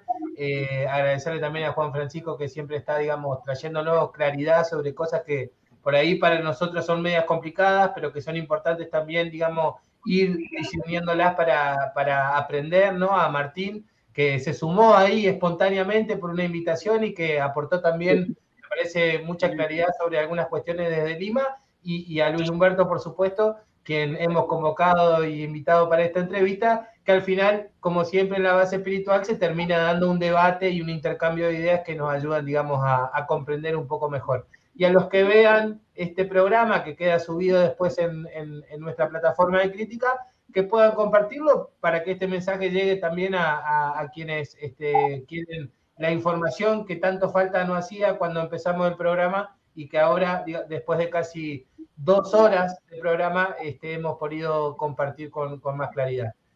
Compañeros, llegamos hasta aquí, que comiencen la semana de la mejor posible. Siempre estamos acá dispuestos a recibirles cuando haya algo para compartir, y muchísimas gracias a todos. Un abrazo grande, gracias. Nos vemos en el próximo TikTok. Un abrazo a todos, cuídense mucho. Gracias. Hasta luego, un abrazo a todos. Buenas noches, abrazos.